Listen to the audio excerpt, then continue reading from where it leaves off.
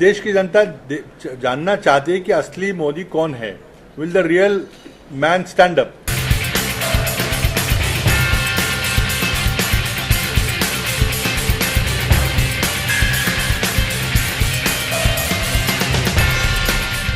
भाजपाचा जाहीरनामा प्रदर्शित होताच भाजपाच्या जाहीरनाम्यावर काँग्रेस आणि राष्ट्रवादी काँग्रेस पक्षाने पत्रकार परिषद घेऊन चांगलंच तोंडसुख घेतलं। मुख्यमंत्री पृथ्वीराज चव्हाण यांच्याद्वारे आयोजित पत्रकार परिषदेत त्यांनी सांगितले की भाजपाच्या जाहीरनाम्यात कोणताही स्पष्टवक्तेपणा नाही।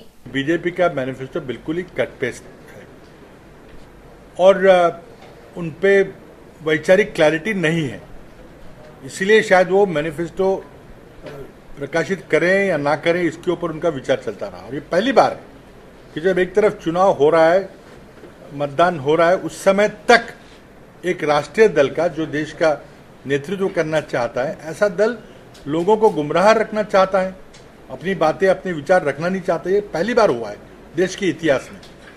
हो सकता है कि शायद वो कांग्रेस के मैनिफेस्टो का इंतजार कर रहे होंगे, वो भी हमारा काफी पहले आया था।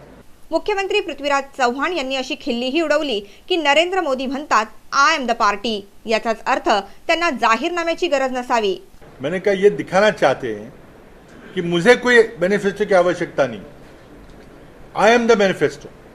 जैसे उन्होंने आई एम द पार्टी करके बोला है, मैं पार्टी हूं, मुझे किसी और की जरूरत नहीं, कोई सामुदायिक नेतृत्व नहीं, मैं अकेला काफी हूं। ये जो है उसके में घोषणा पत्र की बात आती है। क्या जरूरत है घोषणा पत्र की? मैं जो हूं।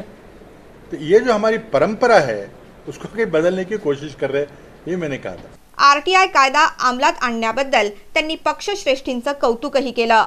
ये जानते हुए भी कि आरटीआई जैसा कानून सत्ता में जो लोग हैं उनके खिलाफ इस्तेमाल होगा। आरटीआई जो सत्ता में नहीं उसके खिलाफ तो कोई जानकारी अब ले नहीं सकते। ये जानते हुए भी कांग्रेस अध्यक्षा ने आग्रहपूर्ण तरीके से आरटीआई कानून लाया। मैं उस समय दिल्ली के केंद्रीय मंत्रिमंडल में था और मैं कुछ दिन तो मैंने वो महकमा संभाला है जिसपे आरटीआई का संचालन होता है।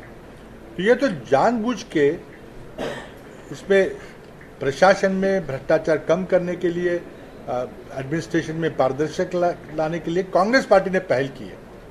ये किसी पहले सरकार ने करने की कोशिश के लिए नहीं हुआ था, तो हमने की है। और इसी के चलते अगर आरटीआई कानून नहीं होता तो इसमें से कई प्रकरण बाहर नहीं निकलते। मुख्यमंत्री पृथ्वीराज चव्हाण यांनी असा प्रश्नही उपस्थित केला की शेवटी खरा मोदी कोण? वही तो जनता, देश की जनता जानना चाहती है कि असली मोदी कौन है। Will the real man stand up? क्योंकि एक दो मुंह से बात हो रही है। एक तरफ से तो एक ग्रुप जो है वो एक सॉफ्ट हिंदुत्व चला रहा है, जो सेंट्रिस्ट इमेज लाने की कोशिश कर रहा है, जो अटल बिहारी वाजपेयी जी का इमेज था भारतीय जनता पार्टी में, उसको उस जगह लेना चाह रहा है एक ग्रुप है।